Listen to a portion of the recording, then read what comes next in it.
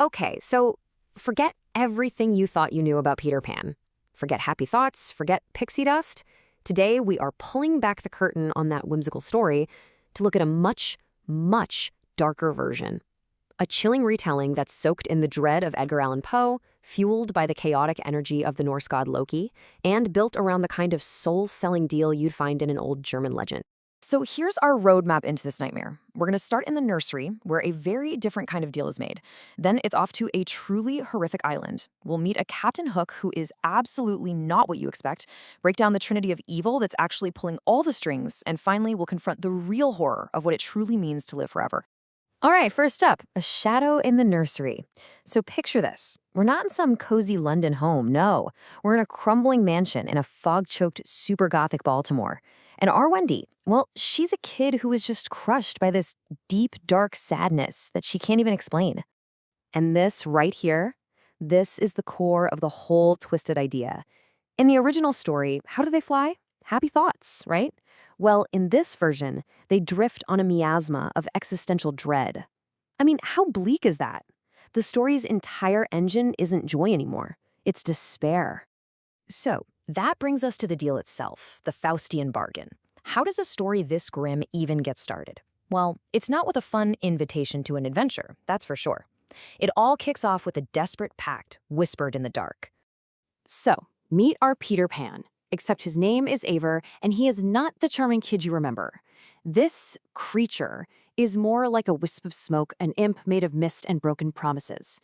He looks like an eternal boy, but inside he's got the ancient, chaotic spark of Loki. He doesn't want to play, he just loves to watch things fall apart. And what's his sales pitch to poor, sad Wendy? This: a release from the crushing banality of mortal existence. He's not offering adventure, he's offering an escape. But of course, there's a catch, and the price is horrifying. She has to give up all her feelings, all her memories, basically her humanity, for a ticket to a world where time stands. And this is, of course, a classic Faustian bargain, a deal with the devil. Wendy isn't signing up for a fun trip to a fantasy island. No, she's taking a step toward damnation, trading everything that makes her her just to get away from the pain for a little while. Which brings us to where she ends up, the Isle of Misery and Madness. Yeah, the price of breaking the clock is steep. This is not a land of eternal youth. It's a land of eternal, creeping decay.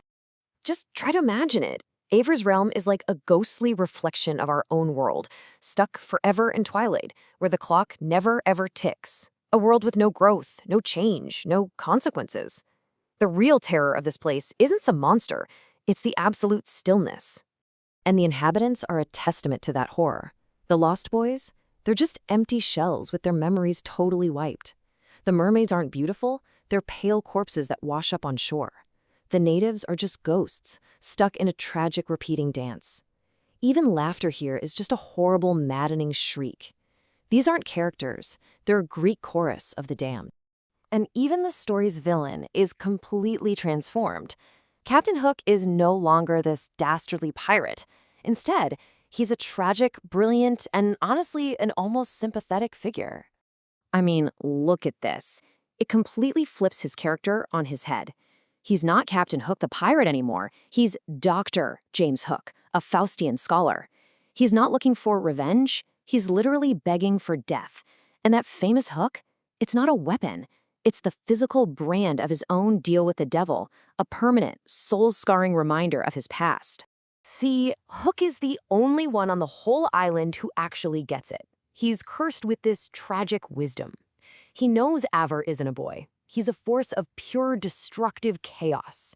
So he chases him, not for revenge, but because he craves the one thing Aver, in his cruelty, will never give him: the final release of death. Okay, so this is where it gets really deep and really dark. We're going to peel back the layers of this story even more and look at the ancient, terrifying, mythological framework that's actually powering this whole nightmare. Because it's not just one monster we're dealing with here. It's a whole system of evil, a triad. And each part plays a very specific role, one pulled straight from the warnings in those old German Faust legends. You've got the agent, the architect, and the philosopher. And here is the lineup. At the front, you have Aver, our Peter Pan figure. His role is the Kindermörder, the child murderer. He's the agent who goes out and harvests souls. Then there's the Watcher, the Schwarzkünstler, or Black Artist. He's the architect who built this prison of time. And behind them all, there's Iblis, the Neinsager, or naysayer, the philosopher who justifies the whole thing. Now, that word Kindermörder is really important here. It's German for child murderer. And in folklore, it's this type of corrupted spirit that preys on kids, luring them into some creepy, in-between world. So Aver isn't just a trickster, he's a predator, a little Mephistopheles for the nursery. Then you have the architect, the Watcher. He's the one who gave Ava the power to stop time in the first place.